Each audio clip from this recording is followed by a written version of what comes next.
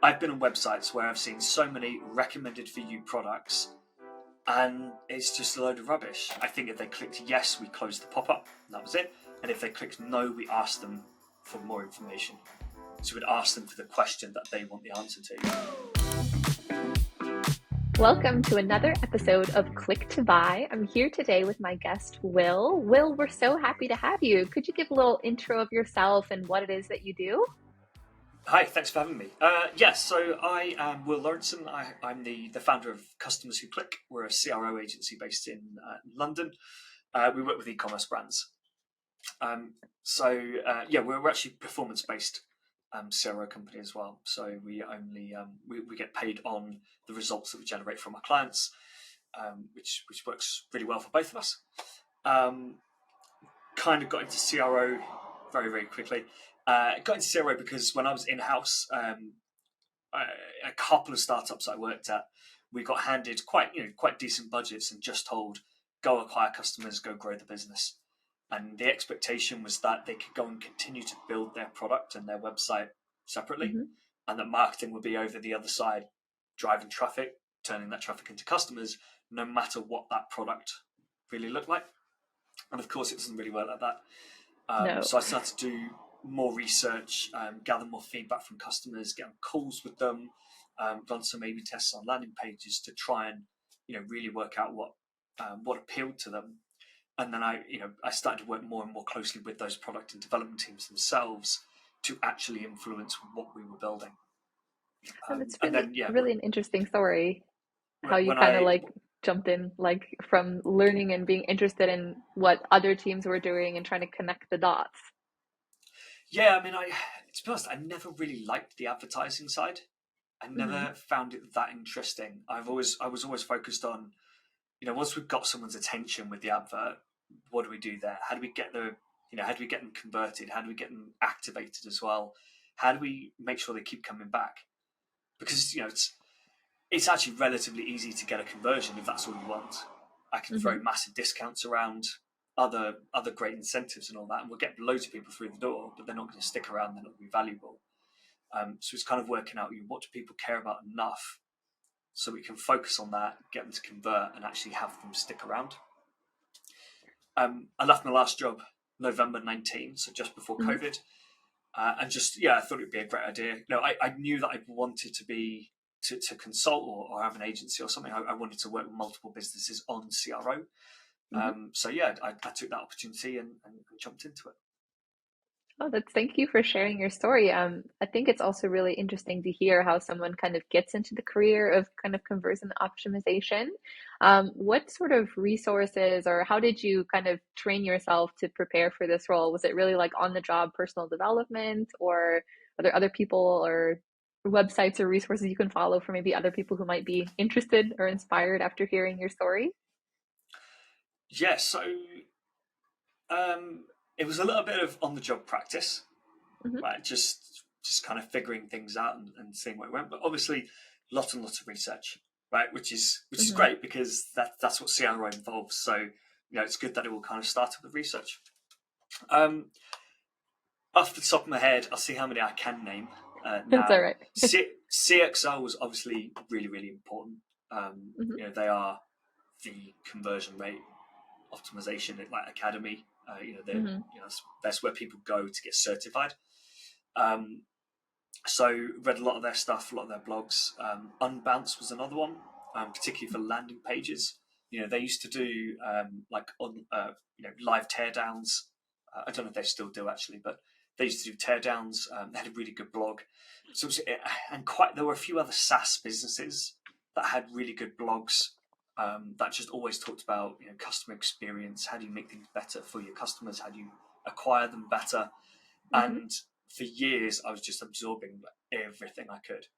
I had a separate newsletter folder just for these types of newsletters, and I would just go through it every day on my way to work, read a few of the articles on my way in, make notes on anything that's particularly interesting and that I thought we could try. Nowadays, it's probably some of the same sources, but there's also a lot of people that I'm connected with in the industry. So I jump on calls with them a lot. We exchange ideas. or we just discuss them on LinkedIn. Nice. Well, thanks for kind of sharing your tips and tricks. I always love like sharing other resources because I think like as I've spoken with other guests on the podcast as well, it's so interesting hearing how people kind of learn their own kind of style and what they focus on in terms of conversion optimization, which is why I'd love to start off with a segment of this podcast we call Conversion This or That, where I ask for your advice or tips on kind of imagining two different scenarios. If you could only pick one, which would you pick? Of course, this Okay. depends on the situation or the product. So we have to be a bit general here, which I know you conversion optimization experts don't like to be too general, but bear with me. So let's imagine that you can only pick one for a website, for let's say like a D2C website. Would you only pick personalized product recommendations or bestsellers on the homepage? Um, for the vast majority, and it's not going to be a straight answer because it doesn't work like That's all that. right. It's okay. For the vast majority of brands, it's going to be bestsellers, and you can position bestsellers in various different ways. One that we did with a client was they had a bestsellers section at the top of the PLP, and we Mhm. turned it into the founder's favorites. So we actually put a picture of the founder there, a little bit of text on why she liked um, wearing each different category of jewelry, and then we had what were the four bestsellers. So that worked really well. So it was still bestsellers, but we didn't just stick a little tag on them and say bestsellers. We kind of Yeah, presented them as bestsellers something. with a twist. Yeah, so that worked really well. I think for the majority of brands, you're not going to have the data to do personalized recommendations. True. Yeah, I think it really depends, obviously. But for most people so far, they've also said bestsellers. So good to see that we have a little bit of consistency Well, here. I think, and it's probably the exact example, right? People don't have enough Yeah, data. I've been on true. websites where I've seen so many recommended for you products, and it's just a load of rubbish. And I'm like, why? Hmm. How are any of these being recommended to me? Whereas bestsellers, it doesn't make me think about, would I actually like it in that way? Why is it recommended to me? Because you read if you see something and you're like, well, that's so different to what I normally buy. True. You're leaning more towards a no. Whereas if you see something that loads of other people are buying and it's really important, really popular, you're leaning towards the yes. True. I think like that's true. And you can use that personalization like later on when somebody buys something like other customers also bought XYZ or things like that, which maybe is a bit Yeah. more related to what someone's actually doing. So I think that's a great answer for our first this or that. So another one for you. So this has kind of been a hot button topic on this podcast, which is pop-ups. If you could only Okay. pick one, would you pick exit intent pop-ups or scroll-based or action-based pop-ups? Oh, that's a tough one. Yeah. We've had some a variety of opinions, so I'm curious. I think exit intent Hmm. because partly because the number of websites I look at where so few people scroll the product page, Hmm. right? Which is the one that really matters. So if people are just looking at the fold and they're not scrolling and they want to make a decision within 10 seconds whether they want to scroll or leave or whatever, or go search for another product, I'd probably use exit intent, Hmm. or possibly on mobile. Obviously, you don't really have exit intent, True. but if someone scrolls straight back to the top of the page quickly, um, you could then display. It also depends what you want to do with the pop up, though. Yeah, that's That's true. another thing. Uh, If because if someone scrolls back to the top of the page, you still don't know mhm. whether they're about to exit or whether they're about to add to cart. Yeah, because maybe they saw what they needed at that point or whatnot. I would tend to agree with you personally. I was just looking at HelloFresh yesterday and I was just about to exit and then this beautiful pop-up came up that was like, oh, like pick a box or some sort of like mystery thing. And it was just engaging enough that it kept me on for like, a few more seconds. So I think, like you said, if it's the well-timed thing and if you can try to guess what someone's doing, I think that can potentially lead to a better result. But obviously it does depend on So what the person is actually doing. yeah, I think you can do the same sort of thing with both as well. So one Hmm. thing that I quite like is um, not trying to capture an email address with these, Yeah. actually doing Yeah. have you found what you're looking for? Mm. Or you probably phrase it something like, are you struggling to find something for you? Whatever, you can brand it up depending, change the copy depending what the Hmm. product is and the offering is. Um, but people obviously came to the website for a reason. Hmm. That reason might have been to buy it, it might have been to gather information. So you could use a pop up to try and get a feel for what people actually were here for, what Hmm. was missing. Um, if they found what they're looking for, they might click the yes button.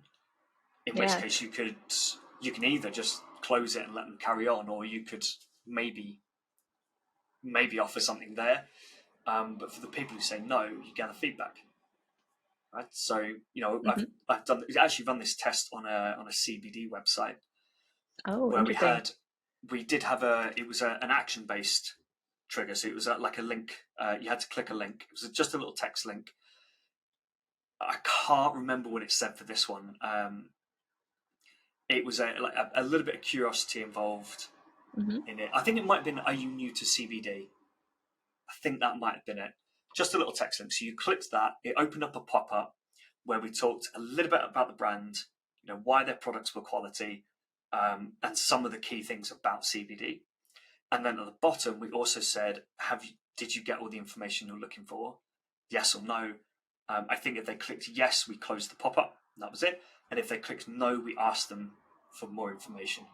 So we'd ask them for the question that they want the answer to, and I think the email address as well, That's pretty because clever. we want to Hopefully, get you're back to then them. eliminating the doubts that that person has or the last hangups that are keeping them from converting or actually exploring your product in greater detail. Yeah, and then we could improve that pop up with the information we were being told that people were looking for as well. But also, this is one of those things that can have an Hmm. impact on conversion rate just by being there. So Hmm. someone can click it, read it, get some of the information. Maybe they don't get an answer to a certain question, but because Hmm. they feel like the company's actually listening, is there for them. If it's not that important a question, they might leave it and just be happy to buy. Gotcha. So sometimes the presence alone of having more information is already a bit more reassuring or If you can provide if you're that. presenting, I think if you're presenting yourself Hmm. as the expert, like a Hmm. genuine expert and a quality product, then certain questions can be left aside. Obviously, if someone had, can I take CBD while I'm on medicine? Yeah. They will want to know the answer to that question. But it's the same as in any food-based products. If someone's got an allergy, they need to know yes or no whether that allergen is in there. And if they can't get an answer to that, they have to assume the answer is yes, and so they can't buy it. Gotcha. Well, kind of on this topic of like, what should you post that people feel like they have the right information, or maybe so that they form a positive impression of you? Our last this or that, if you had to pick one, would you prefer to use or highlight more user-generated content or social media? Oh, sorry. Would you prefer to include more user-generated content on a product page or like an embedded social media feed? So I've seen like some examples of this where some brands like just post things kind of that look like they could have users in them or like user submitted photos or just like link externally to like a external site. No, I'd pull it all in, use it on the website, Hmm. get it on the image gallery. You get it in your product reviews. Obviously, you can use little snippets dotted around. If you've got a, I'm trying to think of an example really quickly. If you've got how does this product help with X? If you've Hmm. got a video from a customer explaining that, that comes across so much better than the little image you were probably using and a few bullet points saying Mm-hmm. our product is designed to do this. It's designed with this in mind as well. But if you've got a customer who's just literally on a video saying, I bought this product, it's helped with XYZ, all the key Mm-hmm. points, it's going to sell so much better. So, an interesting test to run would be to try and replace as much content as possible on a page with user-generated content, if you can get it. Absolutely. I think I'm right there with you. I think like we discussed in a previous episode, how like Fenty, for example, uses like pictures that are submitted from users in like multiple different size groups. So I think that's like really effective for if you are considering buying like this underwear, no matter what your size is, you can see like what a real person looks like wearing that. And I Yeah. think that increases like the trust factor, or picturing yourself like other people bought this, that's what it looks like, kind of like that internal mindset, I guess, of the consumer. Yeah, exactly. I mean, certain products, people don't really Hmm. care about the images. True. We had a look at, I worked with a food brand earlier this year. They did like basically like ready meals, but Hmm. cooked by chefs. So it was kind of like, the idea was it was like homemade ready meals. Oh. That kind of the best way I could describe it is it was like having your own leftovers, right? Which sounds really terrible, so it's not a great way of putting it. But what I mean Hmm. is, like, it genuinely felt like real home cooked food that had been portioned up and put in a box and sent to you, rather than something that was like made in an industrial, commercial kitchen. Yeah. Um, but with them, you can't get user photos for that sort of stuff. Too much of the time, the food looks terrible, Mm. because people don't know how to plate up properly. You need good Yeah. You really need good lighting. There's so much you have to take into account, and so yeah, it was a real struggle getting any good user photos for that. But in stuff like fashion, if people just want to see a fit, right, you know, Hmm. maybe you can get away with just anyone not taking it on their iPhone in their room, right in front of a mirror. You probably get some good enough photos there. True. I But think yeah, that's a good point. It does depend on the product and how much the audience is able to produce photos that still spotlight your product in an attractive angle. Because obviously yeah. the quality of your images on your site also leads to that kind of brand impression and feel and whatnot. And yeah, another example, another way of Hmm. you've got to think about it is I worked with a lighting brand, Hmm. and one of their most popular products was primarily used as an outside light, Mm. and so it was just like a bar light. So most people used it vertically on the wall, and a lot of the feedback we got from people was they wanted their lights to be special, right? Mm. They wanted their house to stand out in the street because they had these unique lights that no one else had. They didn't want the standard stuff from Home Depot or anything like that. But some of the pictures that were sent in, some of them were just not taken very well. But at other times, you just couldn't really get a feel for how good the light was. Mm. And then that kind of creates that feeling of, well, all right, the light fitting itself looks okay, but does it light anything up? Yeah. Does Right. it So work as we hope? some outside photos taken, towards the evening didn't really show the house lit up too well. I was like, well, do you want to show that? Because if people look at that and go, well, it's a nice light, but it doesn't produce any light, then that's going to be a concern for people. So I think there's quite a lot you have to take into account when picking these pictures, and any video content you use. It's not just a case of sticking everything up there. Absolutely. Well, thank you for playing this or that.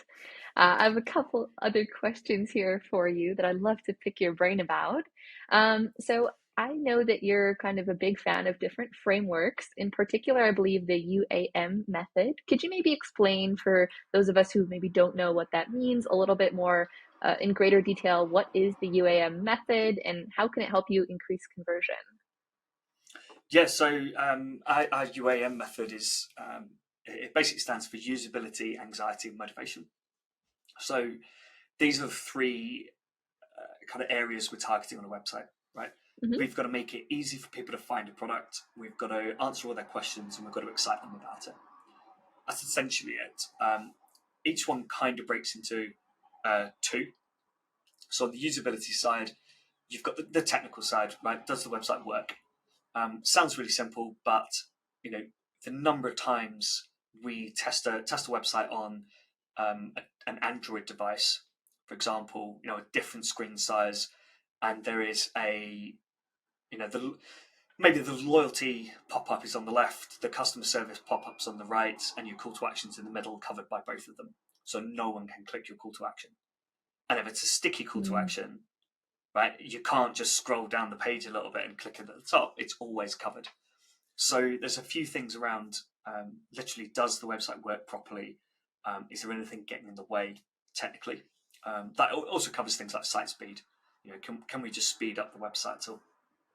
The second part of usability is the bit I just mentioned, which is can we help people find and buy the right products? Right. So, do you have a good search function? Is your navigation really easy to use? Can people filter properly on your PLPs? When they get to a product page, is it, can they easily see the images and zoom in on them? Can they select their options? Can they add to cart? All the way through. Is there any friction in this process, or is it pretty easy for them? The anxiety piece is this the right product for them? And is it the right business to buy that product from?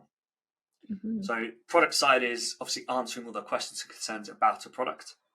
So I've used food as an example. So it could be, I want to know what ingredients are in there. I need to know what allergens are in there. I want to know what size it is. Is it a one-person portion, two people? How do I, going back to my client, how do I reheat it? Can I use a microwave? Is it an oven? Can it be frozen? Does it have to be chilled? All these sorts of things I need to know the answers to. But then there's also, once those questions have been answered, and I think, cool, yeah, I like this product, I want to buy it. It becomes the business, right? Especially if it's food, right? I've never heard of this business. Do I trust this business? Am I happy to buy from it? So that's where things like reviews come into play. So have you got a very prominent reviews for the business itself, not just the product? But it also covers things like customer service. Can I see an easy way to contact the business? Is there a phone number, live chat? Is there an easy returns policy? But there's also some off-site stuff. So something that's popped up a lot in customer feedback is social media accounts. So is your business social media account active? Do you have a story? Have you posted recently? Do people comment and engage with your posts? Are you verified? All these sort of things people look at to see whether they think there's a legit business here. And it doesn't have to be big. You've basically just got to be active, active, engaged. It's another thing people just check off their list. And then we've got the motivation piece. So this is, am I excited about this product? If it's food, do I think it's going to taste nice? That's the most important thing. And two things are going to tell me that. Firstly, the pictures. Right? I want to look at it and go, yeah, it looks like something I would like. Maybe I can see certain ingredients, whatever. That looks good. And also the ingredients list. Again, probably going to look at that, see a few things, and the product description as well. That can play a big factor in things. If it's written really well and makes the dish sound really appealing, I'm more likely to buy it. I remember looking at two examples on this my client's website. One was written really well, and it talked about the fact that she had a little pun on there as well. I can't remember, but I think she was from Thailand, and it was written really well. It had a little story to it. I think she grew up with this dish, learned how to make it, and was really excited to share it with people. And so you got that story in there, plus you got a description of the product, right? A kind of overview of the recipe. And then there was another one, which was like a tomato soup or something, and it pretty much just said, I didn't even say tomato soup. because I remember saying to my client, you could take this description and apply it to pretty much anything, Mm, not even just the recipes on the website. This description could have been put onto so many different D2C websites on a product page, and it would still have applied there. Um, so that, that's doing nothing for you. mhm, It's not only is it not appealing, it doesn't make you want to buy the product, but it also kind of, it could, in this case, I think it was a tomato soup, it might make you think, oh, it's just a tomato soup then. There's nothing special. So why would I buy this? But it's mm, not just that they haven't motivated you and lifted mhm. you up, it's that you've kind of actually had a negative impact from that description. Yeah, so it's Um, kind of that lack of specificity. It's too general, can also kind of hurt that motivating factor that you're talking about. yeah. And the other motivating factor, which is the one that gets abused a little bit, unless you do it Hmm. right, is scarcity, urgency. You know these sort of tactics. If it's genuine, do it. Great. If it's not, please don't. Um, I have seen websites that have random counters, or it'll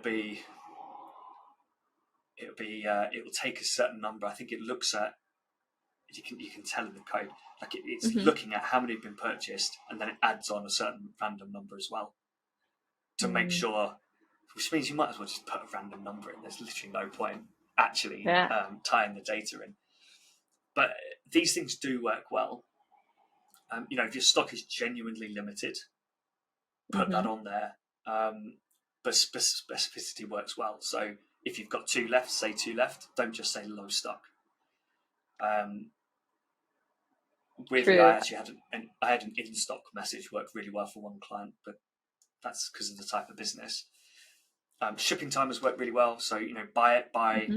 5 o'clock, get it tonight or tomorrow. Um, but then you've still always got to think about how does this actually affect your audience when you're doing these sorts Mm, of things. So a client a little while ago, they had a timer in their checkout for we're going to hold your basket for 15 minutes while you complete your checkout. It was a little bit more, I'd say, blunt in its wording, and people just didn't appreciate it. We tested removing it, and it earned them about $90,000 a month at that time, wow. because people felt like they were being rushed, and it was a product that they'd taken months to make a decision on, and then at the last minute, it felt like the company was trying to push them through the checkout. So you've always got to test these things, but this is kind of it's the motivating stuff. It's more. I'd say it's more the order it now to get it tomorrow, Hmm. rather than order it now where you might miss out, which I think is losing effectiveness because so many people abuse that sort of messaging. Yeah, I think I hear like FOMO all the time. And indeed, I think the way to break through now is to experiment with those other motivating factors as well, because everything's scarce. Like you can't book a hotel room now on like any site without a message that's like only one or two rooms left. And that Yeah. clearly can't be the case in every single hotel in a Well, major metropolitan city. I think there was quite a big legal case here a few years ago, which the Browns Hmm. lost, because it turned out that when they were saying, five other people are looking at this room, Hmm. it was actually across any date range, Mm. not your dates. So as So it's long as like if someone could technically be looking at true. it, yeah, someone's still looking at this room, but it's clearly misleading. Hmm. Um, and just the final point on the U.A.M thing is, Hmm. it all kind of stacks together, right? Usability, you can get away with a basic website, really. As long as people can find a product, add it to cart and buy it, you should be okay there. But you have to answer all their questions and concerns in order Hmm. to move them forwards. But if you only do that, then it's like you've ticked all the boxes and they go, cool, it does the job. Do I really need it? Do I really want it? So Hmm. you've got to get that motivating factor in place so that when people have ticked all the boxes, they're also going, yes, I have to have this right now. I want to buy this product. Similarly, if you only focus on the motivating factors, they Hmm. can think it's the most incredible product in the world, but if they've got questions that are unanswered, they can't buy it. Indeed. Well, let's think. I know you already mentioned a lot of great examples, but maybe you can mention how does user research help you to explore these different areas, maybe in your own experience or just general advice. Yeah, so we're always doing customer research for our Hmm. clients. So it takes a few different forms. So sometimes we'll use on-site pop-ups. Hmm. Things like what's the number one reason you didn't purchase today, or what's one piece of information that's missing from this page. We might do email surveys, which for the people who haven't purchased yet would be similar questions. Why haven't you purchased? But for the Hmm. people who have, what did you purchase? Why? What were you trying to achieve? Has the product helped you achieve this? What do you like? What do you dislike? All that sort of thing. Hmm. Um, we'll also do that on competitors as well. So we will say, have you bought similar products from other brands? If yes, again, what do you like? What do you dislike about them? And we also do customer interviews. So this is where we get to dig a little deeper into all these points and find out, what really motivates people. Mm. Um, what's the information we can get out of them that would be really, really difficult to in a normal survey. And it's one of the reasons I don't like doing quantitative surveys too much, particularly Hmm. if we don't know brand. If I said, what's the number one reason you didn't purchase today, and wanted to do a quantitative survey, I've got to give you maybe 5 options, but it means I've got to make up 5 options, and I might not actually know the one that is the problem. True. So by giving people the ability to just answer it, we pick up on a lot of stuff that um, you just wouldn't get through a quantitative survey. Maybe The that's a same, nice this or that for another guest on the show, customer interviews or customer surveys. yeah. So yeah, the interviews work really well, and just Yeah. really because you also get to ask why. Hmm. There's something in engineering, the 5 whys, which I got taught about by some friends, and we kind of apply it here. It doesn't have to be 5.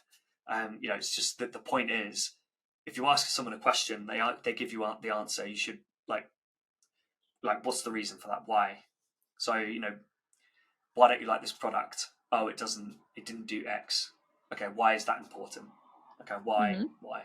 And so if you kind of keep asking why, obviously you don't just ask why, you ask a question that is designed to dig Hmm. in. But it just really helps you get to what people really care about, um, which with a lot of products is difficult to. You still, even though people have bought the products, you still have to get them to Hmm. think about why they really wanted it and why they were buying it. That's a good point. Yeah, Well, thanks for kind of exploring that a little bit deeper. I think, again, that was the usability, anxieties, and motivating factors method, correct? yeah, All right. So we'll definitely link to maybe some resources on that in the show notes in case maybe you have some you can send me as well from Will, since I know this is something you yeah. talk about a lot on your own newsletter and show. Uh, Maybe to move on a little bit, do you have any brands that you follow that are really inspiring in terms of their conversion tactics or factors? This could be in your work or just brands you follow or purchase from yourself. So there's 2 that I want to mention. Uh-huh. One is a brand called AO.com. Hmm. Um, I don't know if they're over in the States, but they're big here. Yeah, they're Hmm. a very, very big, like electrical uh, products um, um, retailer. They do a lot of experimentation, right? So you can tell. Well, I can tell. Most people Hmm. probably wouldn't be able to, but I there's certain things I pick up on, and I'm thinking that was different last time I was here. Hmm. So one that I know they were testing quite a bit on was their price. I think it's price match guarantee. And one time I looked at it, and they had this comparison table that loaded. Oh, what was it? Yeah, so it triggered if you copied the name of the product, right? So if you right Hmm. clicked, or maybe if you just highlighted, I can't remember what exactly triggered it, but basically if you Hmm. selected the product name, a prompt came up saying, I don't know exactly, I've probably got it on LinkedIn somewhere, but something like, are you price shopping or something, or Mm. before you go, we can show you the comparison, whatever it was. But it basically opened up a table with about 5 different retailers in the UK, all ones that you would know. And it had a few bits of information. So it had their price, and I think it had a updated as of this date. So it wasn't necessarily today, but it would be quite recently. And then it would have things like, do they offer free returns? Do they offer free shipping? Installation on certain products? So they had this big table. The next time I went there to look at it, it was very different. I'm pretty sure they just had a little price comparison. So it went from being this almost full page experience with lots of information to just this little, you can buy it here at this price, here at this price, here at this price, with the cheapest sort of thing. Super So interesting how you can like see that, how it changed maybe when they realized the thing that people care about the most is just this price comparison element, or maybe that's what yeah, they're testing. yeah, exactly. I'm pretty sure it would have been 2 tests because I Hmm. came back quite a bit later. Okay. So it's possible it's possible the first one I saw, the big table, was their first Hmm. experiment there. True. People reacted well to it, so then they went, right, well, let's test. They might have been running multiple variants at that point, just focus Hmm. on picking out certain pieces of information. Yeah, Nice. who knows? But yeah, they do loads of experimentation, so it's always kind of fun clicking around their website, seeing how they do things. They do a lot of Amazon style stuff as well. So Okay. like some of their products will have very, very detailed, very nice product pages. Hmm. And there are other ones which are a little bit more standard, kind of just, here are your images, here's your information, get on with it. But they have that kind of, I can't remember what it's called. Is it AAA content? Is that it on Amazon? Where you get I think so, images and right? text and Yeah, almost like infographics and things. It's like a landing page, right? The exactly. other brand I want to mention is True Classics. I'm Hmm. actually wearing that. This is one of their t-shirts. Their advertising is really good. Really focuses on a key point about why you would buy their t-shirt over any others. And then their Hmm. website is just full of supporting content. There's so many videos you can watch. There's so much information, which, at the end of the day, it's like a £15 to £20 t-shirt, depending on which you buy. Hmm. And it's plain, right? It's not branded at all. The True Classics, it's behind the neck, on the inside. That's it. There's no other branding on it. But they managed to sell. I think they're doing about 300 million a year, selling these plain Wow. products, because they sell the benefits of the products, not like any other website, which is just, here's a t-shirt, here are your color options, here's your size option. Hmm. So it's definitely a website I'd recommend looking at. Having a look over, understanding Yeah. like what content they've put on those pages and why, and seeing what inspiration you can get from that. Thanks for those two really good examples. I think those are both great examples. Also nice that they're in two different product categories. You can kind of Yeah, see like, although they're different products, like you can see kind of what works across the board, maybe what works within different like niches, like selling apparel versus selling like an appliance. You might have different concerns about like technical specs versus like, how is this shirt, why this shirt versus a different one, or how will this fit on my body, or all these kind of things that you've yeah. mentioned. Nice. Well, when it comes to improving conversion, I know like at your agency you work with like a lot of different clients. Do you have any tools that you can recommend that you frequently use for running your tests, or any other conversion tactics that you work on? Yeah. So not necessarily the individual tools. Hmm. It's more kind of categories of tools. So obviously, Google Analytics, Yep. pretty essential. We use Typeform a lot Hmm. for customer surveys. Hmm. Most of the time, we would use Zoom or Google Meet for our interviews. So it's nice and simple. There's always a behavioral tool. So Hotjar, something like Hotjar, Lucky Orange, Microsoft Clarity. Some A/B testing tools now include this as well, which is good, but they do tend to be focused on the test itself, I think. So they're both worth having. But we use FigPy as a testing tool a bit. But we also kind of use whatever clients are using. So the team has True. the experience with multiple platforms. If someone is on a particular A/B testing platform, we're not going to come in and say, no, let's rip that out. Get rid of everything you've worked on with that, and we'll start with something new because that's what we like to use. At the end of the day, most of the platforms are pretty similar in how they work, and they should all be doing pretty much the same thing on the testing side anyway. So yeah, don't really have preferences around that. We're quite happy to be flexible. Most clients we work with have something in place already there. It's the same with most of the tools, to be honest. Most clients will have Hotjar, Lucky Orange, Mouseflow, or Clarity installed. So I'm trying to think. I don't. It's rare that we have to actually introduce someone to something for the CRO specific stuff. True. It sounds Obviously, like the list you've mentioned, I've also heard from a couple other people in similar roles. So nice to see that there's, I guess, some consistent players in the space. yeah. So Uh, and that we've got a mhm. big we've got a Notion list full of apps and things that we'll recommend to people. So if someone does want to change their review provider, we've got a preferred partner for that. If they want different like bundling apps or whatever they want, we've got something in the list to help people out with that. Nice. Maybe I'll just have a couple more questions to wrap up this episode. Yeah. So one question I'm asking all my guests, what do you think most businesses get wrong when it comes to their customer journey? So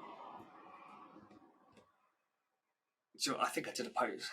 It was my post this morning on LinkedIn about it. Oh, Most perfect. focus way too much on acquisition. I think it's something like for every $100 spent on acquisition, about 5 is spent on retention and 4 on conversion. Right, so loads of people are trying to drive traffic to their websites, but no one is putting effort into keeping them there. Converting them and keeping them there. So, I know on the retention side, email is getting bigger and bigger, and a lot more people are doing a lot more with it. Still not enough. But I think conversion really misses out. And I think there's maybe some misconceptions around what CRO really is and who it's Yeah. for. I saw,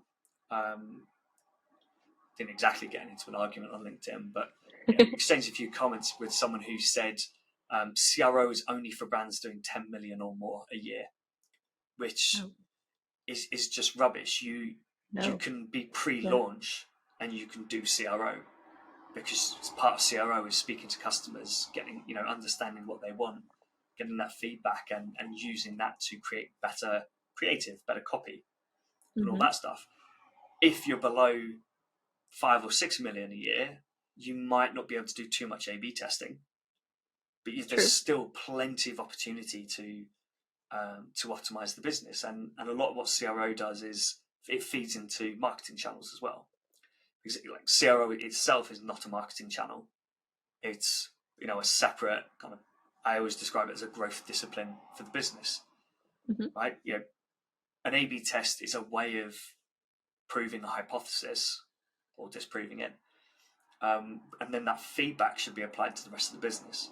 So if we run a test on social proof and we find that by using videos instead of images, we can improve conversion rate by X amount, we should be passing that information to the not PPC, paid media team, email team, potentially other teams as well, saying this creative works really well at converting people. Maybe you guys should consider this as well. Like, what can you learn from this? So I think the people who say we're not big enough as CRO, or brands underneath a certain amount shouldn't be doing it, just don't really understand what it's about. And just, I guess, on top of that, conversations popped up a few times, is you don't need a full-time CRO person. So obviously, if you're doing a lot of testing, you do either need a team in-house or you need an agency. But for a lot of brands, you don't need a full-time CRO person. You just need someone who is full-time CRO. Okay. Right? So a lot of brands will say, "Oh, our digital manager handles CRO," or something like that, and really they've got no idea what they're doing. They've got no CRO experience. They end up looking for some apps and things. So giving a full-time person the added responsibility of CRO isn't really going to get you anywhere. You're better off getting a part-time dedicated CRO person who can just come in and do what they do really well. Right? It's the reason brands hire paid advertising freelancers or agencies, PPC freelancers agencies, people to do email, all these separate things, because they realize that it's far more efficient and effective to get an expert in. And it's the same with CRO. And yet so few brands do. I think that's a really good point. And as you mentioned, like the learnings from the CRO expert, whether it's external person who helps or someone internally, like as you suggested, part-time, can be applied across so many different disciplines within an organization. So if you're kind of like pigeonholing it to one person, tiny bit of their time, you might miss on that kind of ability to weave these learnings throughout the company as efficiently or effectively. Well, we all know that person's likely to have a target on it as well. Yeah, And true. once targets come into it, anything that they don't see as contributing to their target, they don't do.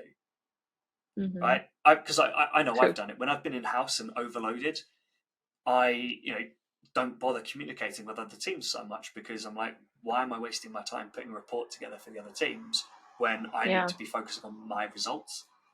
true. And it means you don't iterate on it. You end up with people who they'll run an A/B test, it doesn't work, they just ditch it and move on to the next idea. But there's no iterations, no learning. There should always be a reason why you've run an A/B test, and so regardless of whether it's a success or not, you should be Hmm. saying, well, why did this happen, and what do we do next? And Indeed. someone who's got an hour a week of their Yeah. time available for CRO is just not going to do it, Mm-mm. especially if they don't really know CRO. It's a good one. Well, I have to finish this off a question from another guest for you, actually. So another guest of ours wanted to know, we've already touched on this a bit in our podcast today, but how can you research your customer in order to make the best landing page ever? So yeah, I think it comes down to the customer research stuff we were talking about before. Mm-hmm. Run some surveys, speak to some customers, find out what they really care about, but then also tailor the landing pages to your ads as well. So a lot of products will have multiple selling points that they can really focus on. I worked with an ergonomic pillow brand a couple of years ago, and part of it was neck pain. The big problem they were targeting was neck pain, but we Mm-hmm. realized we could target ads specifically at elderly people with neck pain, or sports people with neck pain, or probably desk workers with neck pain. Mm-hmm. Right, so you're still talking about neck pain, but you're making it super relevant to each audience individually. So that's just like another simple way is when someone clicks on an advert, just making sure that the content they see is the same or at least very similar to the advert that they actually click through on. True, because you might And click on something and be like, oh, I thought this was for me, a soccer player who has neck pain, and now I don't see this at all on the site. well, if you see a really old person Yeah, looking really comfortable on it, you might be like, well, I'm not 70 years old, so yeah. maybe I that's don't not want for to me. buy this. Yeah. Yeah. Yes, that's really important. And then I'd say keep testing. You're never going to have a perfect landing page. It doesn't Mm-hmm. exist. There's always going to be ways to improve it, ways to optimize it. It's always going to be changing anyway. Ad creative's might get fatigued, so you might have to change things up on that side anyway. Changes to the landing pages. Just even like changes in tastes, seasonality. There's so much that impacts it. So I wouldn't worry too much about creating the perfect landing page. Just make sure you're dealing with usability, right? Is the landing page easy to scroll, and is there a clear next step? Anxiety. Does it answer some initial questions about this product and concerns? Is there social proof? And then motivation, like what is this product going to do for me? Do I actually want to spend time reading more details about this? Exactly. Well, Will, maybe now we can return the favor. Do you have a question that you'd like our next guest to answer?